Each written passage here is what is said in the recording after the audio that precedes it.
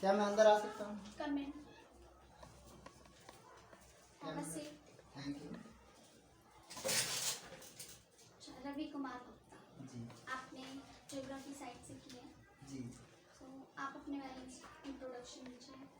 जैसा कि आप जानते हैं, मेरा नाम रवि कुमार गुप्ता।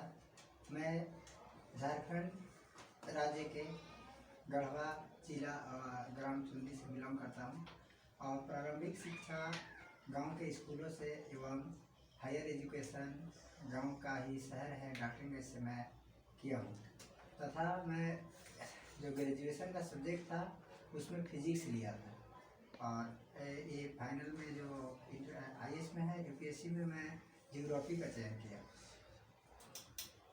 आपने मतलब ग्रेजुएशन में फिजिक्स ली, लेकिन जी। UPSC के लिए ज्योग्राफी चूज की क्यों?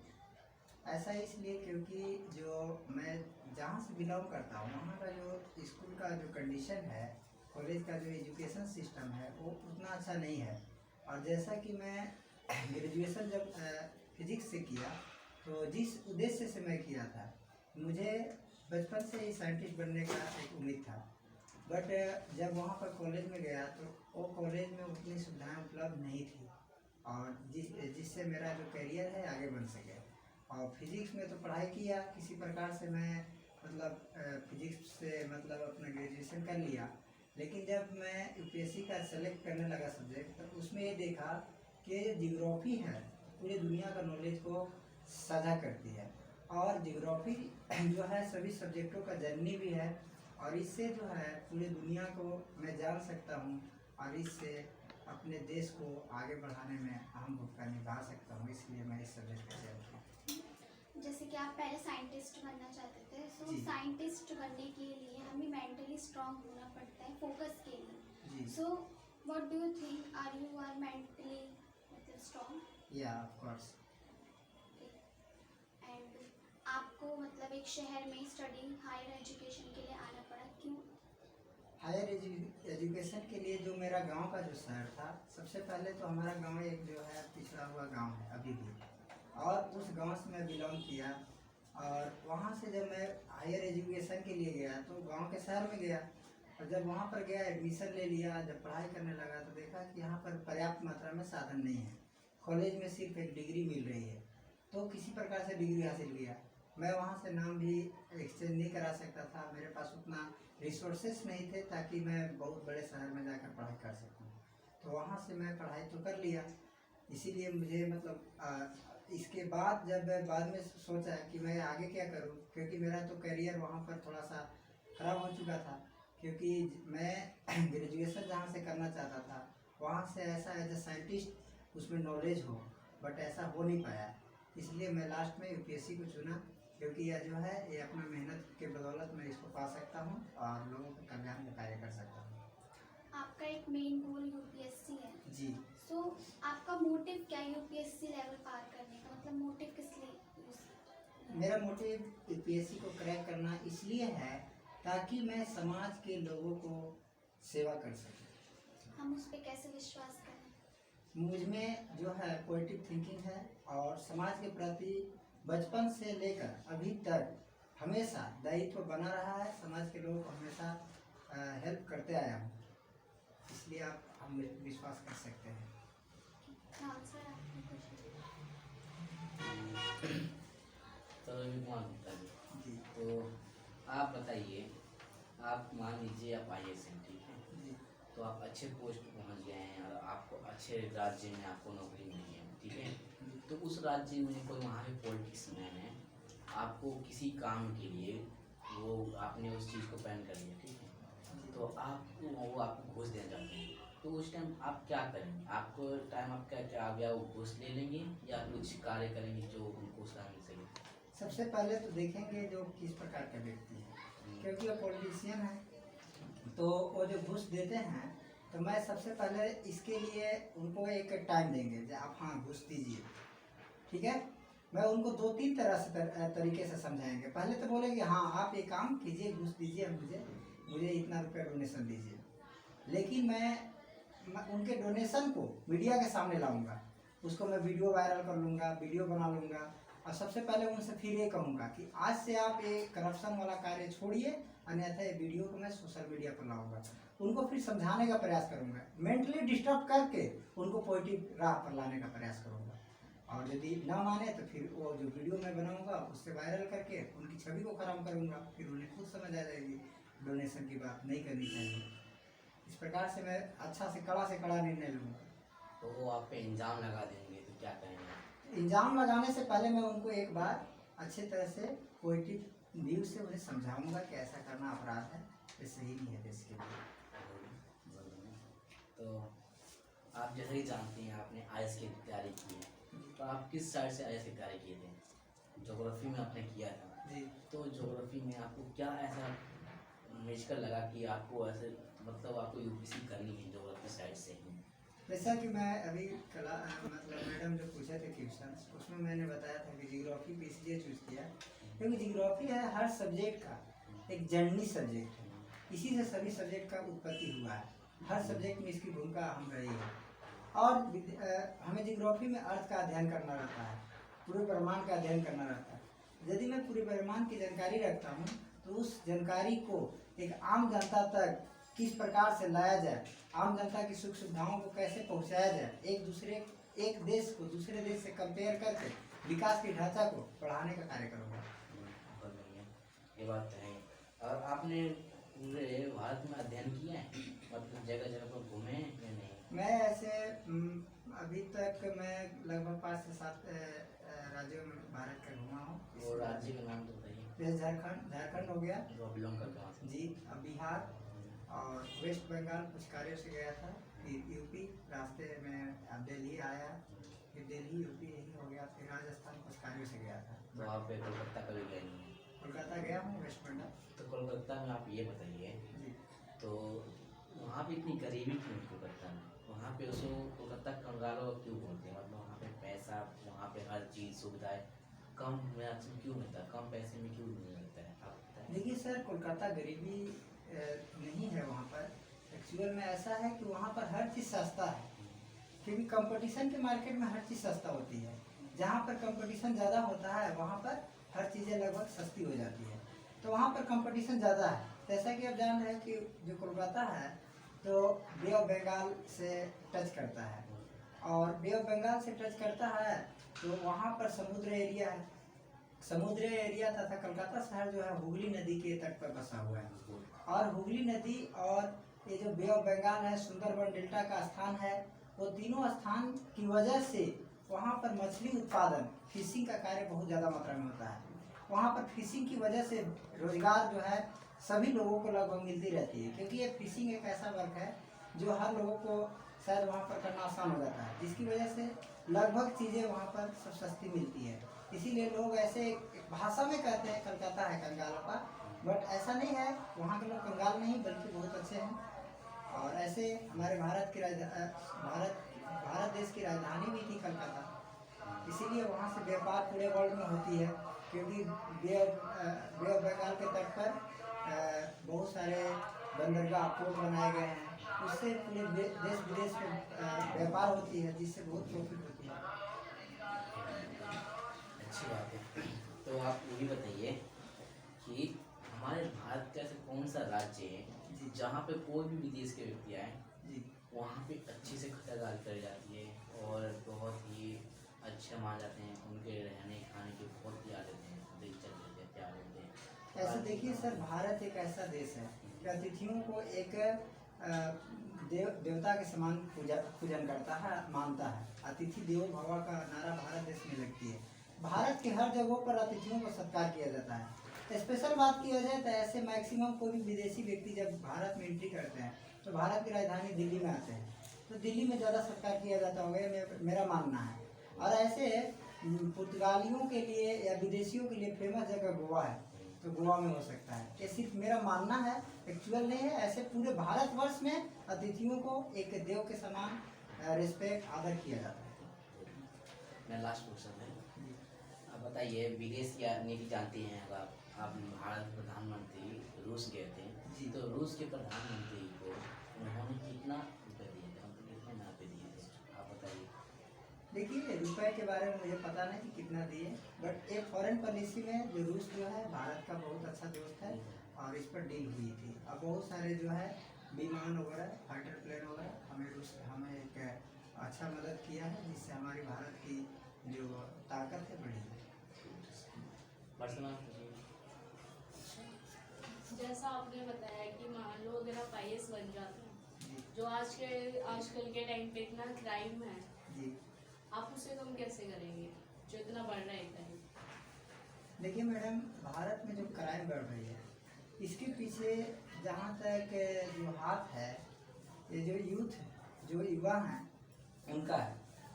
और इनमें कुछ हमारा मानना है कि कुछ शिक्षा जो है एजुकेशन, कुछ लोग जो एजुकेशन नहीं एजुकेटेड नहीं रहते हैं, उन्हें समझदारी नहीं रहती और उनकी जो बेरोजगारी की समस्या ऐसी ऐसी समस्याएं आ जाती है। और क्राइम की बातें हैं तो कुछ लोग ऐसे क्राइम करते हैं और सरकार की कुछ कमियां भी हैं। जैसे आप जानते हैं कि भारत देश जो है, भारत देश का कॉन्स्टिट्यूशन जो है कठोर और लचीला दोनों का समन्वय है, जिसकी वजह से जो कोई भी मतलब क्राइम करता है तो उसका जो सज़ा है, पनिशमेंट है, कठोर भी नहीं हो पाती ना लचीला हो पाती, उसमें बहुत टाइम लग जाती है, जिसकी वजह से जो रेपिस्ट है उन लोगों का मनोबल बढ़ते जा रही है। तो मेरा मानना है कि सरकार के साथ जब मैं IAS बन जाऊंगा तो ऐसे लोगों को कठोर से कठोर सज़ा देकर तुरंत जहाँ पर घटना होगी वहीं पे उनको सज़ा देने का प्रावधान रखूँगा, जिससे उनका जो है मनोबल बढ़ेगा नहीं घटेगा और शायद एजुकेशन और ये जो लोगों में क्राइम के प्रति जो मतलब इंक्रीज दर बढ़ रहे हैं इसको घटाने का प्रयास करूँगा। जैसे आजकल के टाइम पर इतना जैसे ज़्यादातर लड़कियां जब बाहर जाती है तो ज़्यादातर सेफ नहीं होती है। जैसे 10 बजे के इनफैक्ट बाद या 8 बजे के बाद जी अगर आप बनते हैं तो आप सबसे पहले क्या करेंगे गर्ल्स की सेफ्टी के लिए? देखिए, सबसे पहले तो मैं ये करूँगा कि जितने भी गर्ल्स हैं सभी एरिया में मैं प्रयास करूँगा, प्रशिक्षण देने का प्रयास करूँगा जितने भी गर्ल्स हैं, क्योंकि देखिए आत्मनिर्भर बनना बहुत ज़रूरी है। यदि हर गर्ल्स आत्मनिर्भर बन जाए तो बॉयज को भी पानी नाक में पानी कर सकते हैं। तो सबसे पहले ये करूँगा कि हर एरिया में एक कैंप लगाऊंगा और उसमें बहुत सारे जो कुछ सेफ्टी के लिए जो रूल्स हैं उसको सिखाने का प्रयास करूँगा, एक पहला काम करूँगा। दूसरी बात कि जो हमारी जो टीम है वो उसमें जो पुलिस प्रशासन की टीमें रहेगी उसको हर एरिया में तैनात करूँगा, जहाँ पर ज़्यादा ऐसी घटनाएं होती हैं उस एरिया में हमेशा सेफ्टी के लिए। और ये जो CCTV कैमरा हो गया ये सब हर एरिया में लगवाने का प्रयास करूँगा। सबसे पहली है मैडम कि जो आत्मनिर्भर बनाने का प्रयास करूँगा, क्योंकि यदि हर लड़कियाँ ये आत्मनिर्भर बन जाए, और ऐसा बात नहीं है कि लड़कियों में कमी है, बस उन्हें ट्रेनिंग की ज़रूरी होती है, थोड़ा ट्रेंड कर दिया जाए तो वो आत्मनिर्भर बन सकते हैं। 10-15 बच्चे लड़कों को अपने नमक मतलब उन्हें पराजित कर सकते हैं यदि कोई ऐसा करे तो।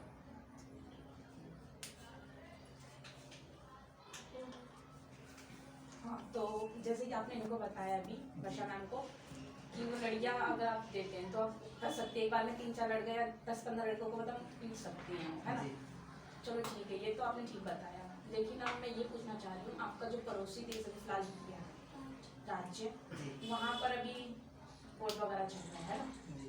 तो आप बता सकते हैं कि अभी वहाँ पर तेजस्वी मैडम यादव को पड़ोसी देश या राज्य? राज्य। ओके, चलो। राज्य जी। वहाँ पर मतलब वोट तेजस्वी यादव को ज़्यादा पड़ रहा है, तो आप जी। बता सकते हैं सब क्यों हो रहा है? एक्चुअल में लोगों की मन है और इसमें मैं पॉलिटिक्स की बात नहीं कर सकता कौन पार्टी क्या है। एक्चुअल में लोग जो हैं देखते हैं विकास को। तो जैसा कि मैं नाम पर्सनली नहीं रहना पाऊँगा, लेकिन बीजेपी का जो भी कैंडिडेट है या NDA का जो कैंडिडेट हैं तो वो लगभग पिछले 3 बार मतलब 15 वर्षों से CM की कुर्सी पर रहे हैं और बिहार में विकास तो किए कुछ, बट ये लोगों को थोड़ा कमी लगी उसमें। और बिहार की एजुकेशन पॉलिसी ख़राब है और इसमें जो सरकार है कोई ख़ास बदलाव नहीं लाई। इस वजह से लोग जो हैं गुस्से में हैं, कुछ बेरोजगारी की समस्या है, तो लोग सरकार से नाराज़ हैं, इसलिए सरकार को बदलना चाहते हैं। इसलिए वो उनकी मर्जी है कि और कोई ऑप्शन नहीं उनके पास। उन लोग जानते हैं कि ये जो लालू प्रसाद जी का बेटा जो है तेजस्वी प्रसाद जी फिलहाल मतलब कैंडिडेट हैं तो उनको उनके अलावा और कोई नेता दिखाई नहीं दे रहा था, क्योंकि जो मतलब 3 बार उनको चुनकर भेजा गया वो भी शिक्षा को नहीं सुधार पाए। तो फिर इन लोगों की जो मर्जी थी वो ऐसा किया इन लोग, और यह लोगों की मत है मैडम, और इसमें मैं कुछ नहीं कर सकता, ये लोगों की जैसी सोच। ठीक है। अच्छा, ये तो ठीक हो गया आपका। अच्छा, ये बताइए, आप आईएएस लाइन से तो आप मतलब ठीक है, अगर आप आते हो तो आप तेजस्वी यादव के बारे में आप, जैसे आप आईएएस आने के बाद क्या आप इनके बारे में सोचते हो? अगर देखिए मैडम, मैं मानता हूँ कि तेजस्वी यादव 9th क्लास तक ही पढ़ाई किए हैं, उनकी एजुकेशन खराब जरूर है, बट उनके साथ जो सिस्टम है ना मैडम, वो बहुत ही ज़्यादा, हमारा देश जब जिस समय कॉन्स्टिट्यूशन बन रहा था उस समय यही देखा गया कि बहुत सारे लोग ऐसे होते हैं जो पढ़ाई लिखाई में तो नहीं रहते, लेकिन वो समाज को सुधारना चाहते हैं, उनमें सुधारने की ललक होती है, आइडिया होती है। तो हो सकता है कि शायद इनमें भी आइडिया हो, और क्योंकि अब तो एक नया लीडर हैं, और ये जब तक फील्ड में आते नहीं हैं, कुछ दिन तक रहते नहीं हैं, तब तक इनके बारे में कैसे कहा जा सकता है ये कैसा व्यक्ति है। जैसे कि आपने निशा मैम को बताया कि आप झारखंड से हैं, आप आईएएस की तैयारी कर रहे हैं, तो आपने दिल्ली क्यों चुना? आप तो किसी और से ऐसे कर सकते हैं। जी मैडम, मैं एक्चुअल में जब डाल्टनगंज शहर से ग्रेजुएशन कर रहा था तो उस समय देखा कि ग्रेजुएशन की स्थिति यहाँ पर ख़राब है, तो ऐसा भी था कि हमारे कॉलेज में पढ़ाई भी नहीं होती थी, सिर्फ एडमिशन ले लो और इसके बाद सीधे एग्ज़ाम देने आना है। मैं तो बुरी तरह से फंस गया था कि ऐसी पढ़ाई किस काम की। मैं विरोध भी करना चाहा, फिर भी सोचा क्या विरोध करके कर सकता हूँ, अकेले चना भाड़ नहीं फोड़ सकता। फिर भी मैंने सोचा कि इसको विरोध करूँगा आने वाले दिन में। फिर सोचा कि क्यों ना मैं अगले शहर में जाऊँ। मैं पटना गया था, उस समय मेरे पास पैसे नहीं थे, बहुत कठिनाइयों को झेलना पड़ा। आखिरी में मैं साइंस कॉलेज में एडमिशन के लिए सोचा, लेकिन वो लेट हो चुका है, वहाँ पर एडमिशन नहीं हो पाया मेरा। इसके बाद मैंने सोचा कि क्यों ना मैं IIT का तैयारी करूँ और एग्ज़ाम वगैरह क्वालिफाइड करूँ 1-2 साल के अंदर। इसके बाद मैं फिर ये जो कोई बीटेक वगैरह का कोर्स कर लूँ और अच्छे इंजीनियर वगैरह बन जाऊँ। तो ऐसे के लिए मैं जब पटना गया तो वहाँ पर बहुत मुश्किल की घड़ी आ गई। जब कोचिंग में गया तो 2 लाख 3 लाख रुपए IIT की तैयारी के लिए मांग रहे थे, जो कि मेरे पास उतना अवेलेबल नहीं थे और न घर से सपोर्ट थी। फिर फाइनली मैं ट्यूशन पढ़ाना चालू किया और इस प्रकार से साइड से 1-2 ट्यूशन अपना भी पढ़ता था और पढ़ाता भी था। तो इसके बाद जब IAS का मन दिल्ली आने का इसलिए किया कि एक घटना हुई मेरे साथ, और उस घटना में मुझे पावर और पैसा दोनों का महत्व समझ में आ गया। और फिर उस समय समझे कि मेरे पास पैसा तो रहेगा, लेकिन पावर नहीं रहेगा तो समाज की सेवा नहीं कर सकते हैं, और इसके लिए पावर भी चाहिए, पैसा भी चाहिए। फिर मैंने सोचा UPSC की ख्याल आई। UPSC के बारे में मैं सुना था, जाना था, सभी लोगों के मन में यही विचार थे कि दिल्ली में ही अच्छी तैयारी होती है। और मैंने पटना में कोचिंग में भी देखा तो कोई कोचिंग खास नहीं मिले। खुद कोचिंग वाले बोलने लगे कि सर आप दिल्ली चल जाइए, इसलिए मैं दिल्ली कोचिंग। जैसे कि अभी वोट चल रहा है अमेरिका में, जी। अमेरिका का जो राष्ट्रपति बनेंगे बाइडेन, जी, तो हमें क्या उनसे कुछ फायदा है या नहीं? जैसा कि देखिए मैडम, बाइडेन है या ट्रम्प है, ट्रम्प जो है मानते हैं कि वो जो है एक इकोनॉमिस्ट हैं, उनको सिर्फ पैसे से मतलब होती है, एक बिजनेसमैन है, इसलिए वो किसी पर दबाव नहीं बनाते। यदि कोई देश उनके सपोर्ट करे इकोनॉमिकली तो वो उससे वो खुश रहते थे। लेकिन बाइडेन जो है थोड़ा सनकी दिमाग का है, और इनकी पार्टी जो है अपने देश को कभी भी घाटा में नहीं डालना चाहता, और इनके साथ यदि कोई भी दुर्व्यवहार करे तो देश को छोड़ते भी नहीं हैं। थोड़ी मतलब कठोर विचार की हैं, लेकिन वो भारत के साथ मित्रवत व्यवहार करेंगे, क्योंकि बहुत सारे ऐसे डील हो चुके हैं पहले कि जिससे अमेरिका जो भारत को सपोर्ट करने के लिए, भारत का मित्रता को निभाने के लिए वो तत्पर है। और ऐसे भी जो मतलब अमेरिका का राष्ट्रपति कोई भी हो, लेकिन वहाँ का सिस्टम कार्य करता है। यदि एक बार डील हो गया तो वो पूरा निभाएगा। इसीलिए बाइडेन से हमें उम्मीद है कि भारत से अच्छी दोस्ती रहेगी और वो हमेशा दोनों मिलकर कार्य करेंगे। जैसे कि मान लीजिए आप IAS बन गए, जी, तो आप सिर्फ अपने झारखंड का देखेंगे कि बाकी और भी राज्य देश शहरों का देखेंगे विकास के लिए? मैडम जी, ऐसा है कि झारखंड को मैं सबसे पहले देखूंगी, क्योंकि हमारा जो झारखंड है वह हमारा एरिया खासकर जहाँ से मैं बिलोंग करता हूँ वो बहुत ही पिछड़ा हुआ है। इसलिए मैं झारखंड को थोड़ा प्रयास करूँगा कि अपने डिस्ट्रिक्ट, अपने गांव घर की स्थिति जो है बहुत बदतर है, जहाँ की सोच जो है बहुत नीच सोच हो चुकी है। लोगों को ये सोच हो गया है पढ़ लिख कर कुछ नहीं हो सकता, पढ़ाई लिखाई कोई ज़रूरी चीज़ नहीं है, क्योंकि पढ़ लिख कर कोई आज तक कुछ नहीं किया है। तो उन लोगों की सोच को बदलने का प्रयास करूंगा और इसके बाद पूरे भारत का विकास करने का प्रयास करूंगा, जितने भी लेवल हो, क्योंकि मेरे साथी जितने भी होंगे तो सब आईएएस ऑफिसर होंगे। मैं सिंगल आईएएस ऑफिसर तो नहीं होऊंगा। ट्रेनिंग के द्वारा, ट्रेनिंग जब होगी तो उस समय मैं अपने साथियों से सभी जगह से दोस्ती कर लूँगा। प्रयास करूँगा कि हमारे टच में कम से कम जितने भी साथी हों वो उनको अपना आइडिया, अपना विचार दूंगा कि आप भी अपने राज्य में, अपने जगह पर, अपने डिस्ट्रिक्ट में मतलब हमारा जो पॉलिसी है इसको लगाइए और वहाँ पर विकास कीजिए। तो ऐसा नहीं है कि मैं सिर्फ झारखंड का विकास करूँगा, मैं पूरे देश, क्योंकि भारत मेरा जन्मभूमि है और भारत के हम लोग निवासी हैं, तो भारत पर हमें गर्व है और भारत की मान शान और मर्यादा के लिए हर प्रयास करूँगा। हम आप पे कैसे विश्वास करें कि आप भारत को आगे तक मतलब आगे विकास करेंगे? आप कितने तो ऐसे होते हैं कि आईएएस बनने के बाद वो सब जो वादे करते हैं, जो मतलब वो शपथ से देते हैं, वो सब भूल जाते हैं। तो हम आप पे कैसे विश्वास करें? एक्चुअली मैडम, आप हम पर आप विश्वास कीजिए अथवा ना कीजिए, इससे फर्क मुझे नहीं पड़ता, लेकिन मैं जहाँ तक जैसी स्थिति से गुजरा हूँ मैं कभी नहीं भूल सकता कि वो गरीबी, जिस दिन हमारे घर, हमारे गांव के लोग भूखे प्यासे मरते थे, उस गरीबी को मैं कैसे भूल सकता हूँ। बहुत ऐसी कठिनाइयाँ आई है जिसको मैं झेल कर यहाँ तक आया हूँ, तो वो कठिनाइयों को नहीं भूलूंगा और भारत को हमेशा उस गरीब को याद करूंगा और भारत के हर गरीबी को मिटाने का प्रयास करूंगा। यह मेरा दृढ़ संकल्प है। आप लोग क्वेश्चन कर लीजिए। निशा मैम, जैसे अभी आपके पड़ोसी राज्य बिहार में जी। तेजस्वी यादव जीत रहे हैं, तो बहुत से जो युवा हैं जो अभी पढ़ाई कर रहे हैं, जो पढ़ाई करने के लिए शहर पटना में जाते हैं, तो उनका विश्वास तेजस्वी यादव पे इसलिए है क्योंकि वो एक युवा है, उनकी पढ़ाई की जो आगे की पढ़ाई है वो समझ सकते हैं। तो इसमें आपका क्या राय है, क्या वो जो युवा है उनका सोच अच्छा है इसमें? देखिए, युवा की सोच तो एक सरकार पर रहती है, क्योंकि सरकार यदि वैकेंसी ना निकाले तो युवा कितना भी पढ़ाई कर ले उनकी सोच पर पानी फिर जाती है। और हर युवा यही सोचकर शायद तेजस्वी यादव को चुन रहा है, क्योंकि पहले की सरकार जो वैकेंसी नहीं लाती और उस वैकेंसी में बहुत सारे घोटालेबाजी जो हो जाते हैं, तो इसलिए बच्चों का, स्टूडेंट्स का जो विचार है तो सही है, लेकिन अब विश्वास कैसे किया जाए। विश्वास के लिए तो सबसे पहले वो जब आएंगे, उनकी सरकार आएगी और जब देगी तभी तो पता चलेगा। लेकिन मैं उन विद्यार्थियों के साथ हूँ, मैं प्रयास करूँगा, उन लोगों को बताने का प्रयास करूँगा कि अपने मेहनत पर विश्वास कीजिए, आत्मनिर्भर बनिए। अब सरकार के भरोसे बैठे ना रहिए। सरकार जॉब नहीं देगी लेकिन आपके टैलेंट को कभी नहीं खींच सकती, आपके टैलेंट को कभी छीन नहीं सकती, और आप अपना टैलेंट बनाए रखिए। आपको गवर्नमेंट नहीं तो प्राइवेट जॉब तो अवश्य मिलेगी। आप अपने प्रतिभा पर विश्वास कीजिए।